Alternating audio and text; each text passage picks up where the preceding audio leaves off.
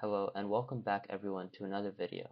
In this video, we're going to be going over the core concepts of geometry in order for you to succeed on the geometry questions on the math portion of the SHSAT. Today's video is brought to you by Spark STEM Scholars. Alright, so let's get into some practice problems for geometry that test your knowledge of angles, first of all. Okay, so in this question it says, in the triangle above, if the measure of ABC is 60 degrees, then what is the value of y? Y is this angle right here, and it tells us that this angle, which has a measure in terms of x of 2x minus 4, is 60 degrees. So, with that information, we can equate 2x minus 4 to 60 degrees. So then we add 4 to both sides because we want to isolate x. We get 2x is equal to 64, and dividing both sides by 2 gives us that x is equal to 32. But we aren't done. It asks for the value of y, and y is here. So how do we find this angle if we know the measure of x? Well, if we find the other two angles, we can use the fact that the sum of all the angles in a triangle add to 180. So we already know that this angle right here, so it's a bit large, is 60 degrees. Now, if we know that x is 32, then since this angle is measured 3x, that means that this is 3 times 32, and that will give us 96. And now, what we have is an equation. Y, which is this angle, plus these two, plus 60, plus 96 is equal to 180. Now, let's combine like terms. Y plus, this is 156 is equal to 180. We isolate y by subtracting 156 from both sides, and we get y is equal to, that gives us 24. So the answer for question 70 is 24. All right, let's move on to the next question. So in this question it says, what is the value of b in the figure above? Now here, b is here, this angle is labeled as 2b, and we're given this angle outside of the triangle. But here, well, first of all, pause the video if you'd like to solve it yourself, but I'll just get right into it. We know that vertical angles, or angles that are opposite to each other, are equivalent. So this is also 102 because these two angles are opposite to each other. Now, we use the same knowledge that we applied here in the 180 degrees total formula. We can sum all these angles, and we have b plus 2b plus 102 is equal to 180.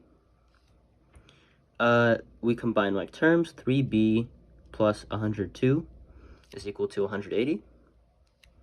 We subtract 102 from both sides. 3b is equal to, if we subtract this, that will give us 78. And we divide both sides by 3. b is equal to 78 divided by 3 is, let's do it here, 78. 3, 2, 6, 1, 8, 6 is equal to 26. So it asks for the value of b, and we just found the value of b. b is equal to 26. All right, let's move on to the next set of questions.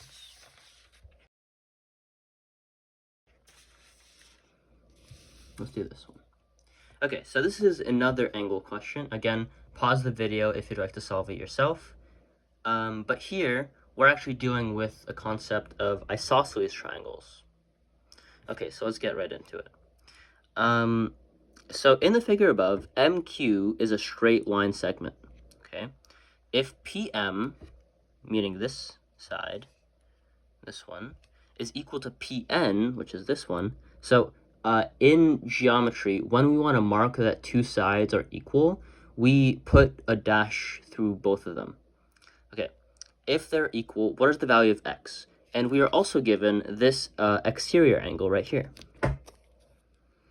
So from the property that in a straight angle, they must be supplementary, they must add to 180, that means that this angle is 75, because 75 plus 105 is 180, and that would make sense. Now, we use this piece of information right here. If PM is equal to PN, what is the value of X?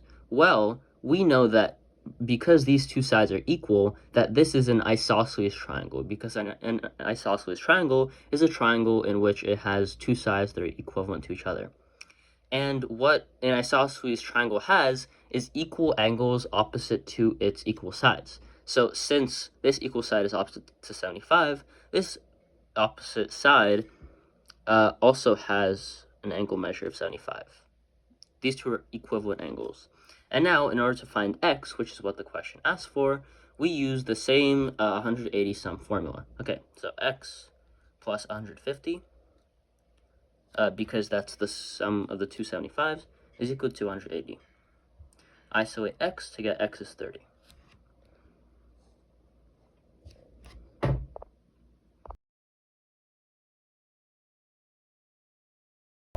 All right, let's move on to the next question. Right here. Okay. So this is no longer an angle question, but it's still considered geometry. So in the figure above, lines M, which is this line right here, and N intersect at point P, which has coordinates of 6, 4. What is the area in square units of the shaded region? This is also considered shaded, by the way. Okay, so this is a bit of a tricky problem, so take a couple minutes, pause the video, and I will get right into solving it. Okay, so finding the area of this figure right here, it's a bit challenging because this isn't a normal geometric shape. This is a quadrilateral that isn't very nice to find the area of. So, in cases like these, it's good to use an alternate strategy than just finding the area of this.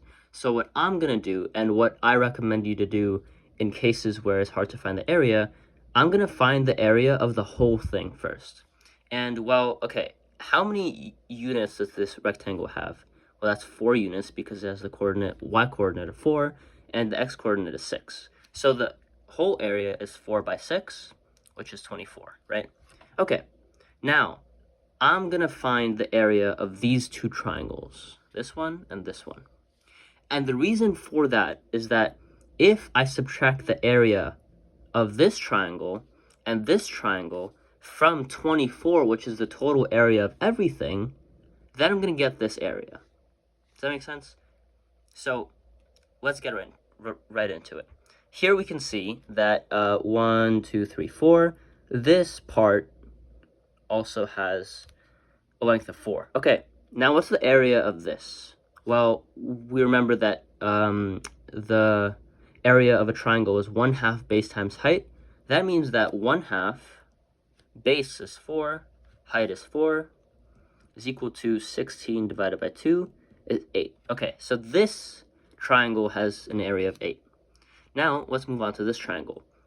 This is 6, and this is 2. Again, 1/2 base times height, 1/2 times 2 times 6 is equal to, that's just 1, they cancel out, 6. Okay, so now we know the area of these two triangles, and the entire area consists of these two triangles and this, and we're trying to find this. So what we do is the total area, 24, minus 6 minus 8, will give us the area of this quadrilateral right here. And that's equal to 24 minus 14, which is equal to 10.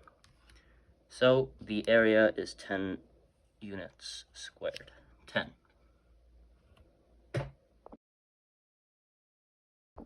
All right, let's move on to the next question. Okay, so if you see this on the SHSAT, most of the time it's a very wordy question, but it isn't as scary as it looks. Okay, so this might be a bit hard to read, but I'll read it for you. 3 small circles of equal area have centers on the line segment AB. This right here. As shown in the figure above, the centers of the small circles are C, D, and E. the area of the large circle, meaning this one, is 900 pi. Sorry if this isn't visible. Square units. What is the circumference of the circle with center C? Assuming that the circles don't touch, but just touch, but do not overlap.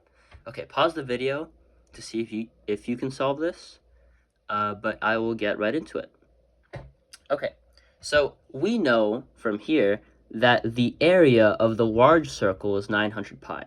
Well, the formula for circle area is pi r squared is equal to, and now we know the area, so it's 900 pi. So we want to find the radius of the big circle. And in order to do that, we divide both sides by pi, right? That gives us r squared is equal to 900. And if you do some computation, you will see that 30 squared is equal to 900, so r is 30. Okay, so now we know that this length right here is 30. And it's shown that these three circles are congruent to each other in terms of radius. So if we label this as r, this is r, and this is r, that means that 3r is equal to 30, which means, to avoid confusion, I will be using capital R. 3 of capital R is equal to 30, so capital R, which is the radius of the smaller circle, is equal to 10. Okay, and it asks us, what's the circumference of the circle with center C? How do we find circumference? Well, it's 2 pi r, and we know that the radius is 10. So is equal to 2 times pi times 10, which is 20 pi. That's the answer. It's not as bad as it looks. It just looks scary. See you guys in the next one.